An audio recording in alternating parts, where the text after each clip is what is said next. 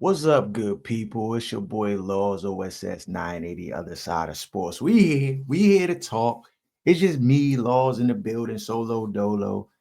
Um, there's a lot of stuff to talk about. We had the Super Bowl this past weekend.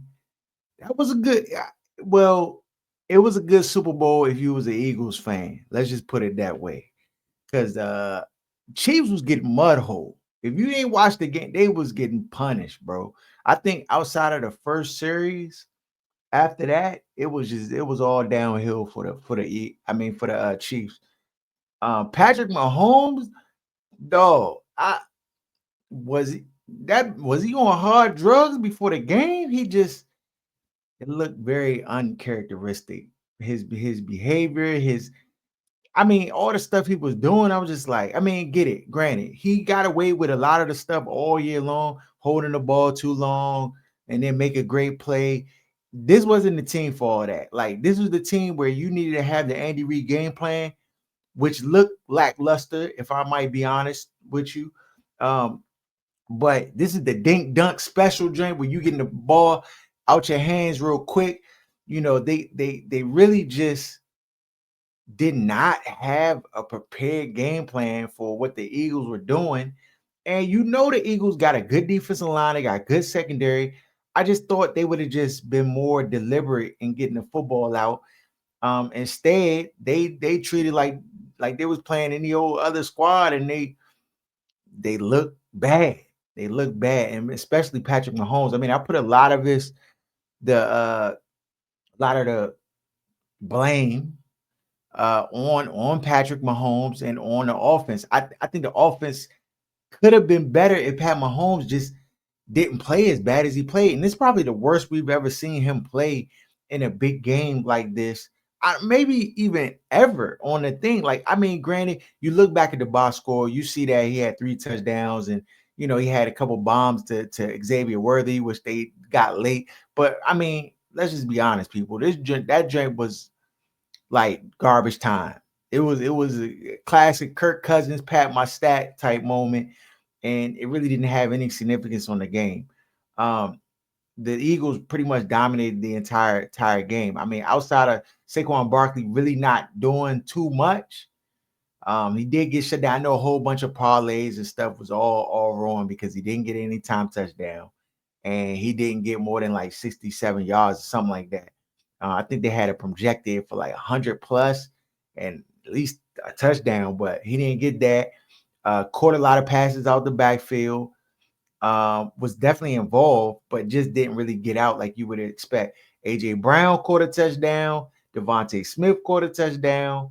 Jalen Hurts really killed them with his legs, which he did last time they played. He had a rushing touchdown, he had 2 passing touchdowns, and he looked solid. Jalen Hurts is a great quarterback, and I don't think he gets enough credit for just how good of a quarterback he is. But he just outplayed Patrick Mahomes. And you could say even the first time they met, Jalen Hurts cooked that first Super Bowl when they played the Chiefs. So pretty much the same. Like, this was a game where all you needed the throws to be on time and the throws to be pinpoint accurate. Jalen Hurts was accurate, very very accurate for much of this game. He had a few missed throws, but ultimately, like, all the plays he needed to make, he made. So that he cooked, in my opinion.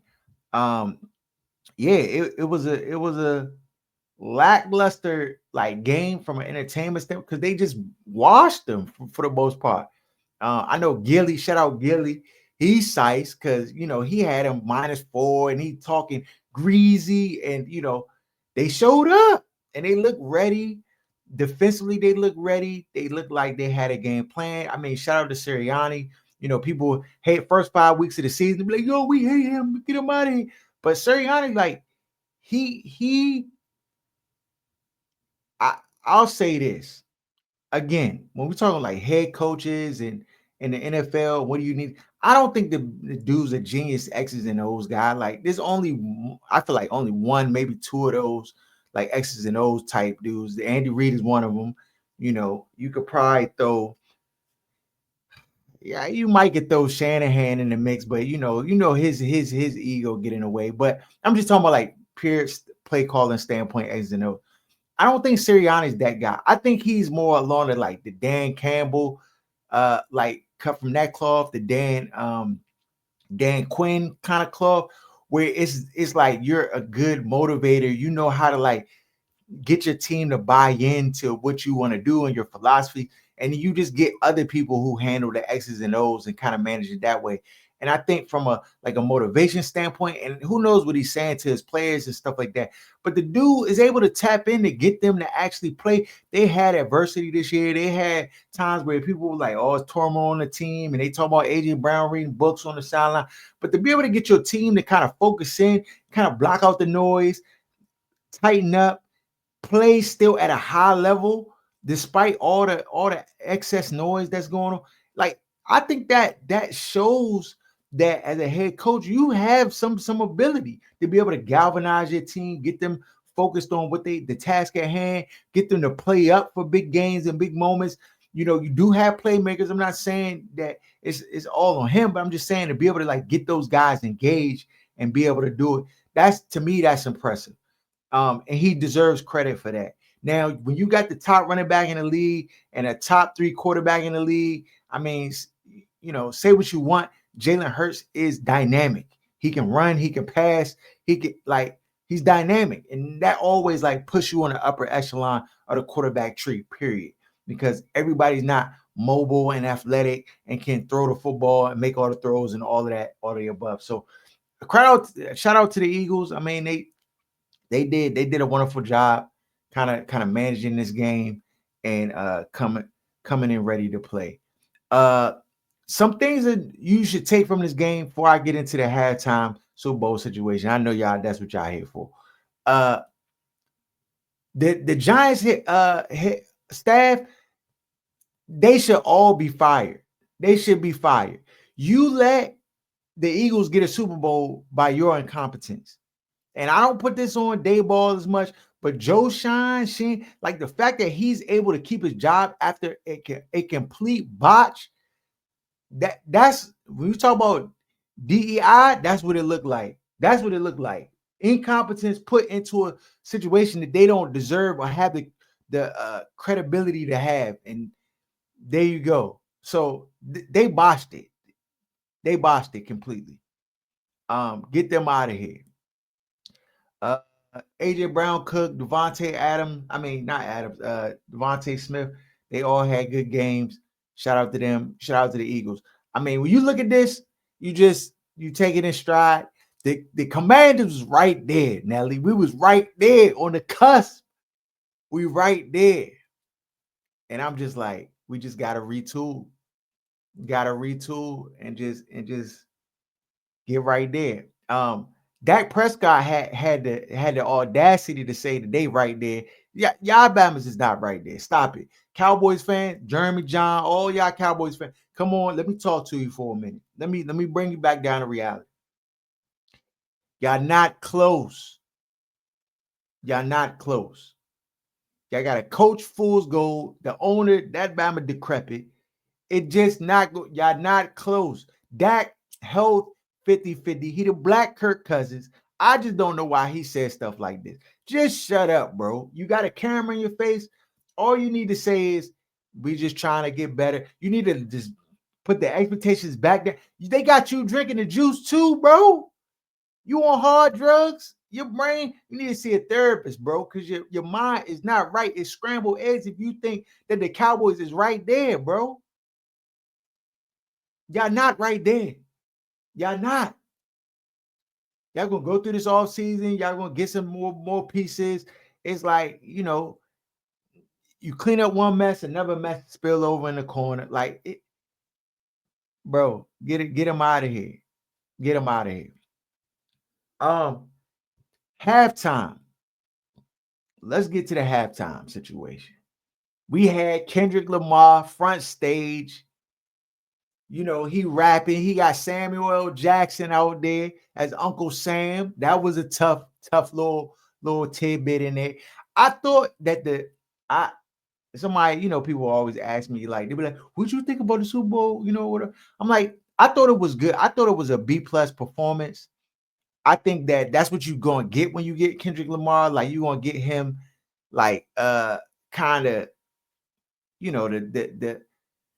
the hidden messages, the coded signals, and all of that. Like, you gonna get that. The dude's creative thought process is on 99. I'm sure he's getting help from like his team, and they're like, "Yo, you should do this, blah blah blah." And that's what makes Kendrick Lamar like special, is that he can take these ideas and then put them into something that can just be decoded time and time and time again. Um, you know, I, is this the performance for like the mass appeal for the whole world? Nah, it's not that. That's not what Kendrick Lamar is. And like, even he alluded to it, like, you got the wrong guy for, you want like this special, like, we doing this and you just gonna rock with it, or you're not gonna rock with it, but this is what we doing. And I think that, some people upset, oh, he didn't do these songs and do this. Like, it's like, bro, like, when you get to that stage, you can do whatever you want to do. You don't have to do no songs. We make up all new songs if you want to do the. I mean, they bring you in because they know that you have a catalog worthy of it. But like, dog, he has thousands of songs. The show only 20 minutes. Like, what you about me to do his whole catalog? Like, oh, he ain't do this song. He should have did this. Like, nah, dog. He had a vision. He came in there. He's like, "Oh, we're gonna do these songs because these songs are under my new label. These gonna make some bread for me. So we gonna do these. We're gonna make up a whole situation, a little controller, and then we're gonna have the American flag split and have it on the backs of black people. And all like the symbolism was on 99. We're just gonna keep it 100. Uh, the thought process and how you put it together, that was all cool. The teasing of the Drake joint, I mean, dog, yeah, Drake,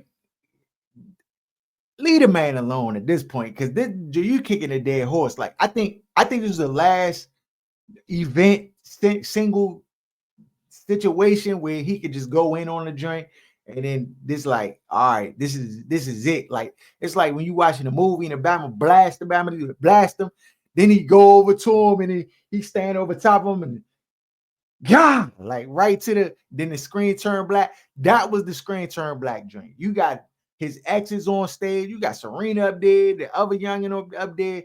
Like, it's like, bro, come on, bro. Like, this horse is beyond dead. And I'm not trying to protect Drake, nothing. Like, dog, he deserved every one of it. This is like the dude who like a nerd at school.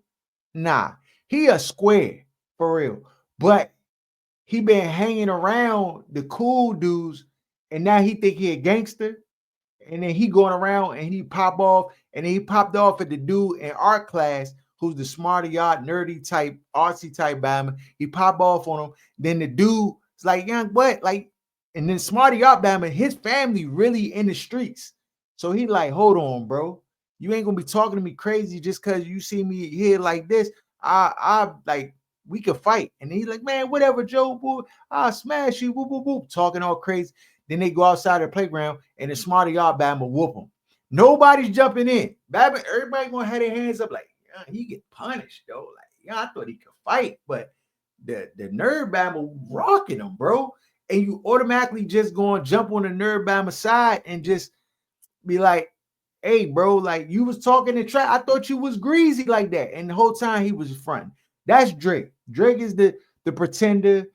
He stayed over too long. He overstayed his welcome on a thug it out street rapper side. He should have went back to the pop and just stayed over that drink like everybody else do. So this is what happens, you know. And then when, just the street code, when Bama see you upset or you mad because somebody like, joning back or whatever, it can't save you, bro. You on your own. You're on your own. So I know Drake in his feelings. He doing concerts. This Bama got a sweat hoodie with bullet holes in the front, smoke coming out the back. Like, do what you got to do, bro. I mean, your stadium is packed, so you still good. You still good. But your street credibility, it just gone down. Now, if you make a hit, you be right back there in the good graces of everybody, dog. That's just how it is. I don't know what's going on with the hit making, but if you make a hit, you right back. You little summer jam, you gonna be straight.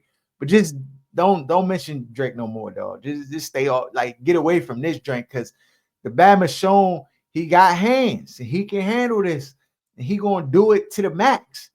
This Bama performing a diss track with the A minor chain symbol joint on his chest at halftime of the Super Bowl for the world to see with your youngin' crip walking on stage, ex youngin' dog. Terrible, terrible, dog. So just leave him alone, bro. Just leave him alone. Um, the Serena joint that was a little tacky. I mean, come on, bro. Like her husband, bro. Like you gotta be Betamax all the way to for this to like why are you even doing this? Like, come on. And I know she had a little whole backstory when she was she won the Wimbledon joint. She crib wall. They made a whole big thing about the joint. So now it's like they try to like spin it to be like, oh well, now she's crib walking and it's accepted and blah blah blah. Like, stop it, bro. Stop it. She was up that joint during the diss track for her ex joint, who wrote a diss track because Drake writer wrote a diss track against her husband and like one of his album joint's just messy. Like, dog, like why are you doing this? This is the hood rat type stuff that I just did not condone. Like, just this is not classy. Serena, you too, you up here, you athletic royalty. You gotta just be distancing yourself from the foolishness, bro. Like, I don't know how to transpire. Did Kendrick call you and be like, hey, you want to try to do crib walk? Like, I think it'd be cool if we stick it to him one more time. Like, I don't know how to transpire, but just it's not like befitting of who like you are to the people. Like, you don't need it. Come on, we trying to put you with the Michelle Obama. Like, they go low, you go high. You ain't got to mess with it. I mean, it gave you some FaceTime because people ain't seen you outside in a minute. I get it, but I don't know, bro. I mean, again, to each his own, everybody, y'all can do what y'all want with it. To me, I'm just like, come on, man. Like, this is Serena, you royalty. You don't have to do this. Especially down there. Drake, like, all these shots, all this extra stuff, like at Drake, just certified. Like, if I'm Drake, it just makes me know that like I'm him because they going out the woodworks.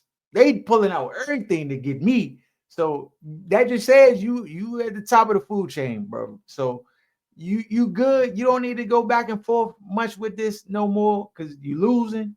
But at the same token, like, you him. So I don't know. Take what you want from it. Yeah. So I ain't really get to talk about that's the Super Bowl. That's in a nutshell. That's done. Uh Josh Allen MVP, the drink just blew me because it upset me because this is DEI right here. This is DEI. People talking about DEI, that's a trigger word. This is what it is, dog. Somebody who's shown that they don't have the stats to measure up being put in a prominent position as the guy. They wanted to just say Lamar got too many. We just want to get one over here without, like, if we stick to the merits and we stick to the numbers and the stats, no, we gonna win every time. It's just flat out what it is. I just, when the bar is raised, we excel. The Bama cooked. Lamar Jackson cooked, dog. These stats are historical stats. I don't think anybody, if anybody breaks this joint, it's either Jaden or Lamar. Like, 900 yards rushing, 3,800 yards passing, and 40 touchdowns and 4 picks. Come on, bro. Stop it. Stop it. If anybody else had these numbers, dog, it wouldn't even be up for discussion. And the people who went on the joint, a roadshow, whatever the name is, that Bama got the coon chip turned up to 1,000, bro. They get up there and try to justify how Josh Allen is the MVP and he did more with less and this and that. It's like, stop it, bro. if you're talking somebody did more with less, then nobody did more with less than Jaden Daniels. Let's just keep it all the way 100 and keep it funky. Jaden Daniels took a lackluster roster. You insert anybody else in that spot, and they don't win 6 games. So I don't, and no fan thought that they would win more than six, 7 games for the most part. I mean, the people who did were outliers. So I just we're not talking about like if that's the criteria, then you need to vote. There should have been more vote for Jaden Daniels. Then I could have understood if you went with Saquon Barkley and his impact to that team and what he did from a historical standpoint, almost breaking a rushing record. Like, okay, if you want to be a contrarian and you want to pick Saquon, I'll be like, okay, yeah, I get it. But you cannot pick Josh Allen as the contrarian to this whole narrative and spin this narrative that he was the MVP. Like, I'm just not buying it, people. I'm sorry. I'm just not buying it. So y'all can take that. But I mean, you got your man MVP. Okay, cool. But we're not gonna act like he the MVP. Like I'm just not going not taking anything away from Josh Allen. The Bama played well. He had a good season. But is it an MVP season versus someone with historical stats? No, no. And I don't care if Lamar gets it for the next 10 years. Like, you give it to the person who's the MVP, who had the most valuable, who was the most valuable player. And that includes their production and their stats. And you can try to throw in and say, well, he had Derrick Henry and blah, blah, blah. And this is, no, look at Derrick Henry's stats when he was with Tennessee. And then look at Henry's stats now. Lamar is just as responsible for his success as anything else. So I don't know what you're talking about, people. Like, come on, bro. Come on. Come on. Anybody sitting there trying to champion Josh Allen, you either one or two things. You either a bigot, don't know football at all. That's it. Them two things. Because those are the only rationale or the only reasons people would lean to that. No, there's no statistical like argument you can give me. The wins, 2 games off the wins, but when they played each other in the regular season, Lamar washed them. So and they lost in the playoffs, okay, by a touchdown at the end. I mean, you can say what you want about that. But if that's the extent of your argument, you've lost, in my opinion. You've lost. So yeah, that's done. We not going back and forth. Lamar is the true MVP. I mean, this joint is this is the Steve Nash MVP joint. Actually, the Steve Nash joint ain't even as bad because Steve Nash at least had stats to back the joint up. Like he could at least you could at least sell it. You could at least sell it with this Steve Nash. I mean, I look back at him like Kobe, it was his year, but okay, I can deal with it. This joint is egregious. It's egregious, people. Saints made Kellen Moore their head coach. Got to get a quarterback. This might be a destination for Aaron Rodgers. Jets came in. Shout out to Aaron Glenn for making a decision. Like this would have been a contingency for me. You got to get rid of Aaron Rodgers. We can't even talk till Aaron Rodgers is out of here. Can't talk.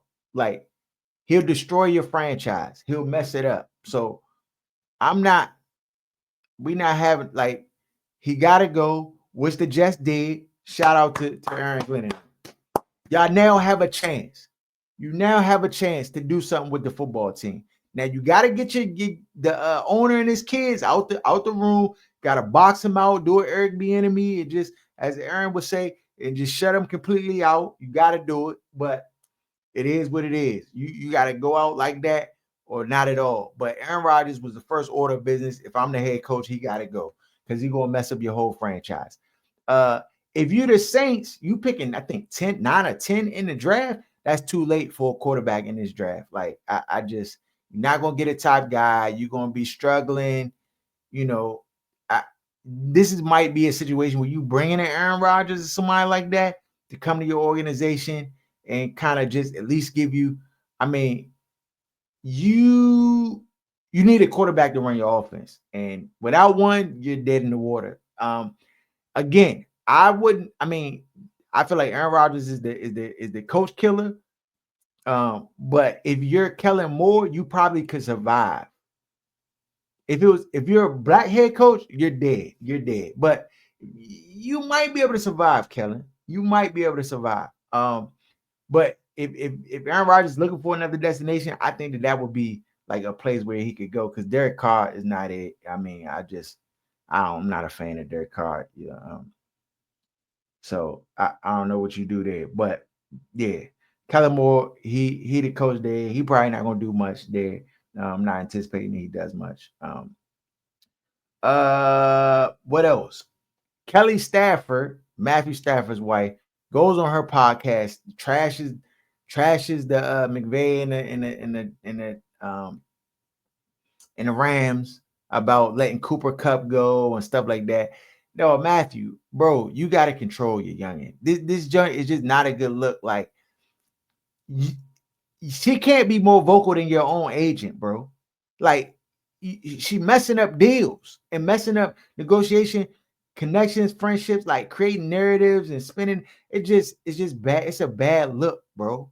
She gotta fall back. And right now, I mean, again, it's clear that you don't have any authority over your household. So you got to deal with it, but it's just unfortunate because, like, bro, you looking stupid out here, bro. And I mean, the success that you've been able to have with that team, and I know Cooper's your man and everything, but like, come on, bro. Like, it was all good just a week ago. Like, y'all lost a game to in the NFC. Like, I mean, it's not like y'all was some trash, or y'all made it to the playoffs and y'all played okay. Like, I just gotta relax. Y'all made it to the second round. Like, come on, brother. Like, you gotta calm down. And I don't know if this is your youngin jumping out the window or what it is, but gotta put some boundaries on your household and just this podcast business. Cause even me, I get like this certain, you can't just say anything you want to say, bro. Like,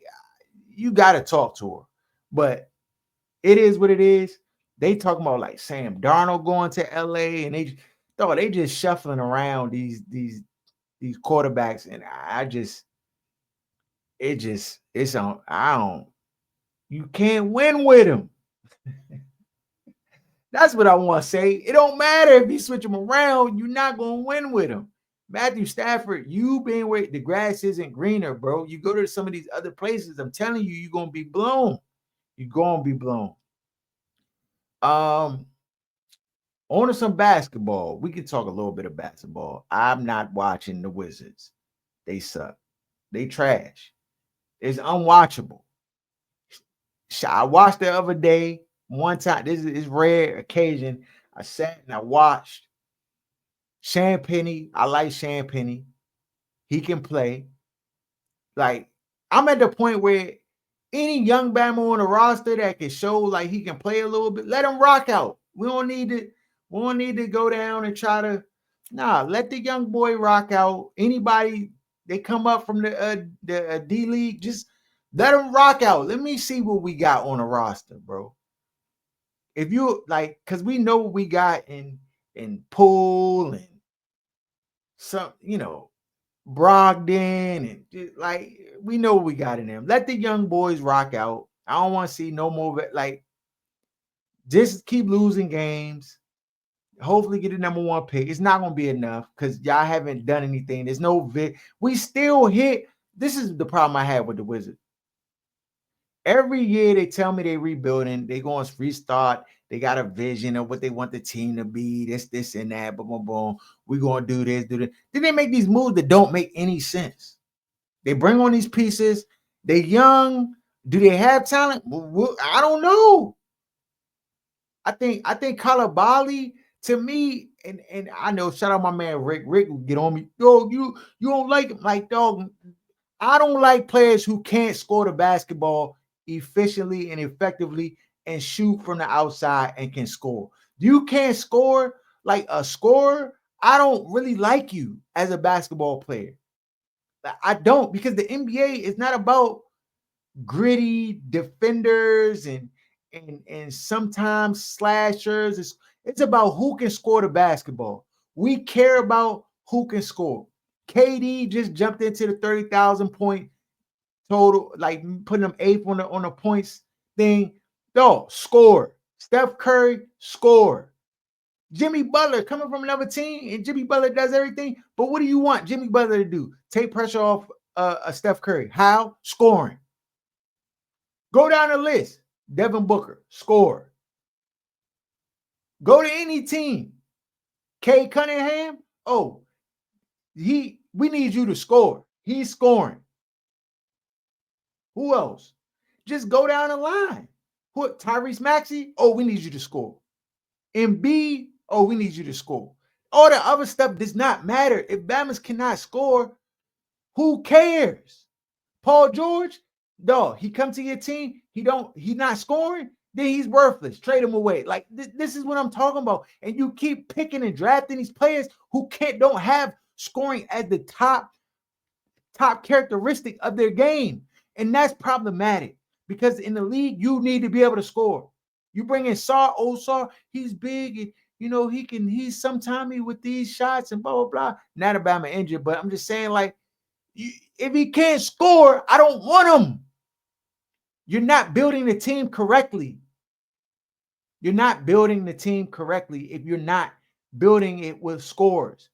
I'm not an NBA GM, but I'm telling you that that's the formula. Look at any team in the league that's good. The Celtics. Jason Tatum, score. Jaylen Brown, score. They got scores. What's the other? New York Knicks. Brunson, score. Gordon Anthony Towns, what did Bama doing? Scoring. Mikal Bridges, what are you doing? Scoring. You need scores, bro. The other stuff does not matter as much. Coulibaly, just as a scorer, he's just not efficient. Bama shooting like 28%, 32% from the three. Like, it's like, bro, no. This is the wrong formula. And it's frustrating. It's frustrating. So I'm just like, no, when they start picking scores, Bama's who can score, I don't even care. In the draft, you got the first pick, and you're like, oh, we just need to get Soar, or we just need to get this person because they're this, they give us this, and that. Like, dog, no. Who is the best scorer in college basketball? And is he available? Who's the best scorer? Who can score the basketball the most efficient? You looking at Scoot Henderson, Bama slandering him, but when you saw him before, he was a scorer at the lower levels. Now he at the league, and he finally figured it out, looks like, how to score, and he's scoring. Get me a scorer. Stop picking these bums halfway decent.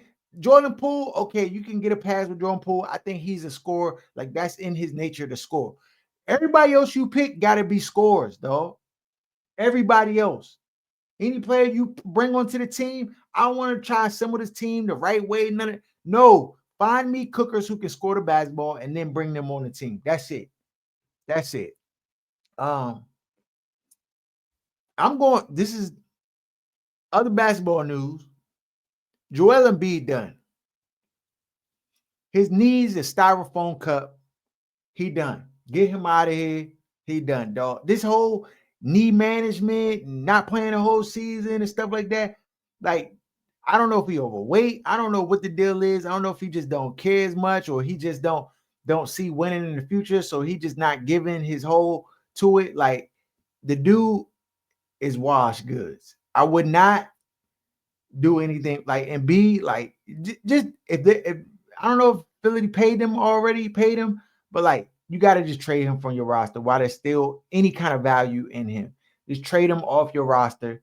I mean, even how he was used in an NBA Olympic joint, which is a little skewed, but you could just tell, like, he's just a big baby and he's not right. So get him off the roster. Anthony Davis, he looked like he out for the year. They got them. That they stole Luka, because Anthony Davis, that Bama's washed goods. He can't stay healthy. So Yeah, these dudes, these bigs, they're done.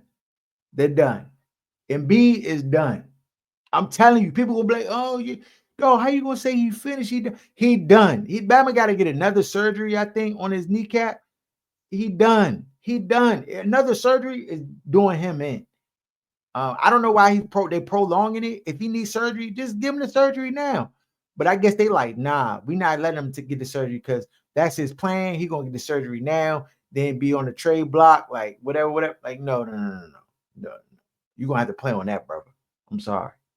We're gonna mismanage this injury because you're not just gonna leave us hanging with the goods. No. I mean, yeah. So that's it. Well, do I got anything else? Follow us at OSS 980 at Other Side of Sports. We're gonna do a live show next week. So just tune in. We're gonna be on the joint live. You got related. We about to hit the drought because we about to start a evaluation. Got free agency coming up. We're gonna start evaluation on the quarterbacks in college and skill positions. If you want to come on the show, you got a question of the day you want to bring on there, or you got stuff you want to ask us, we'll help you. We'll give you guidance and give y'all show y'all the way. Just come on a live show, ask questions. We'll guide you. So we're gonna start opening it up because we about to hit the drought. Though all we got is back. We got basketball still, baseball, spring training camp about to start up in a little bit. You know, I'm with the golf hat. You see the clubs in the back. We with it. We with it for sure. Anybody want that smoke? Holler at me. You can get that wreck. We out here trying to get the single digit handicap. That's it. That's all we on. Um, yeah, but follow us, share the show, share the content, subscribe to the channel. It's your boy Laws signing out. Peace.